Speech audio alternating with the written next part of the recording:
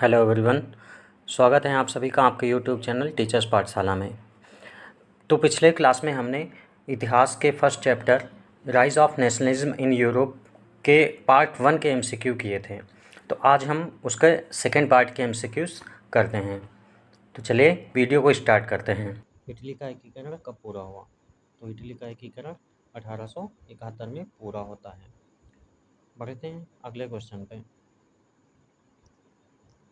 Italy को रोम किस युद्ध के बाद मिला? तो किस युद्ध के बाद मिला था? फ्रांस और प्रसा के बाद मिला था। इटली के एकीकरण से पूर्व दक्षिणी इटली पर किसका अधिकार था? तो इटली के एकीकरण से पूर्व दक्षिणी इटली पर पोप का अधिकार था। ज्यूरिख की संधि किस वर्ष हुई थी? तो ज्यूरिख की संधि 1859 में होती है। ऑस्ट्रिया और सार्डिनिया का युद्ध कब हुआ था? तो ऑस्ट्रिया और सार्डिनिया का युद्ध अप्रैल 1859 में होता है। नेक्स्ट क्वेश्चन, ऑस्ट्रिया के साथ प्रसा का युद्ध कब हुआ? तो ऑस्ट्रिया के साथ प्रसा का युद्ध 1866 में होता है। नेक्स्ट, प्रसा का ऑस्ट्रिया के साथ किस संधि के द्वारा युद्ध विराम हुआ? प्रसा का ऑस्ट्रिया के साथ वर्साय की संधि के द्वारा युद्ध विराम हुआ।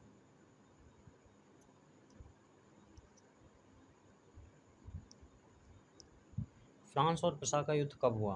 फ्रांस और प्रसा का युद्ध 1870 में होता है। नेक्स्ट क्वेश्चन, प्रथम स्टेट कौन होते थे? प्रथम स्टेट पादरी वर्ग के लोग होते थे। नेक्स्ट क्वेश्चन, मॉन्टेस्क्यू ने किस सिद्धांत का प्रतिपादन किया? तो मॉन्टेस्क्यू ने अधिकार विभाजन सिद्धांत का प्रयोग किया, जिसमें उन्होंने न्यायपालिका, कार्यपालिका और व्यवस्थापिका ये 3 अंग बताए। बढ़ते हैं अगले क्वेश्चन पे। क्रांति के बाद मापतौल की कौन सी प्रणाली लागू की गई थी? तो क्रांति के बाद मापतौल की मीट्रिक प्रणाली लागू की गई थी। नेक्स्ट क्वेश्चन, बिस्मार्क जर्मनी का चांसलर कब बना? बिस्मार्क जर्मनी का चांसलर 1865 में बनता है। अगला प्रश्न, ideas on philosophy of history of Mankind नामक पुस्तक की रचना कब और किसने की थी? तो इस पुस्तक की रचना 1784 में जीसी हार्डर ने की थी। फ्रेडरिक हीगल कौन था? तो फ्रेडरिक हीगल एक जर्मन दार्शनिक था। नेक्स्ट क्वेश्चन, 1848 ईस्वी में फ्रैंकफर्ट सभा में संयुक्त जर्मनी का ताज किसे तो 1848 के फ्रैंकफर्ट सभा में संयुक्त जर्मनी का ताज प्रसा के शासक को प्राप्त हुआ। नेक्स्ट क्वेश्चन, टैली या टाइल क्या था? टाइल एक भूमिकर था। Next question, the spirit of loss पुस्तक के लेखक कौन हैं?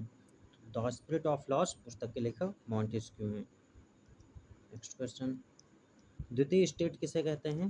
द्वितीय स्टेट कुलीन वर्ग को कहा जाता था। सामंतवाद का अंत कब हुआ?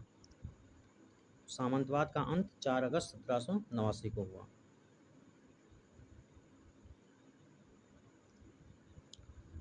वाटरलू की लड़ाई कब हुई? वाटरलू की लड़ाई 1815 में हुई। इतिहास में लौह और रक्त का जन्मदाता किसे माना जाता है? तो इतिहास में लौह और रक्त की नीति अपनाने वाला बिस्मार्क है। God save our Nobel king निम्नलिखित में से कहाँ का राष्ट्रगान है? God save our Nobel king England का राष्ट्रगान है। जोसेफ मैथ्सनी का जन्म कहाँ हुआ? जोसेफ मैथ्सनी का जन्म जिनेवा में हुआ। अर्नेस्ट रेनर ने किस विश्वविद्यालय में व्याख्यान दिया था? तो अर्नेस्ट रेनर ने सोर्बोन विश्वविद्यालय में व्याख्यान दिया था। दुनिया की संधि कब हुई? कुस्तुनतुनिया की संधि 1832 में हुई। जर्मनी के एकीकरण की आधारशिला किसने तैयार की? जर्मनी के एकीकरण की आधारशिला फ्रांस की क्रांति का अग्रदूत किसे कहा जाता है? तो फ्रांस की क्रांति का अग्रदूत रूसो को कहा जाता है। रूसो की पुस्तक का नाम क्या है? Social contract. नेक्स्ट क्वेश्चन, सामाजिक उपबंध पुस्तक के लेखक कौन है? तो सामाजिक उपबंध अर्थात सोशल कॉन्ट्रैक्ट पुस्तक के लेखक रूसो हैं। विश्वकोश नामक ग्रंथ की रचना विश्वकोश नामक ग्रंथ की रचना दिदरो ने की। 1789 में फ्रांस की क्रांति के समय किसका शासन था? 1789 में फ्रांस की क्रांति के समय लुई 16वें का शासन था। क्रांति के दौरान जन कल्याण के लिए सबसे अधिक काम किस समय हुआ? क्रांति के दौरान जन कल्याण के लिए सबसे अधिक काम आतंक राज के समय हुआ। फ्रांस की क्रांति में मुख्य भूमिका किस वर्ग की थी? फ्रांस की क्रांति में मुख्य भूमिका मध्यम वर्ग की थी। बैंक ऑफ फ्रांस की स्थापना किसने की? बैंक ऑफ फ्रांस की स्थापना नेपोलियन करता है। कब करता है? 1800 ईस्वी में। मानव नागरिक अधिकारों की घोषणा किस सभा ने की?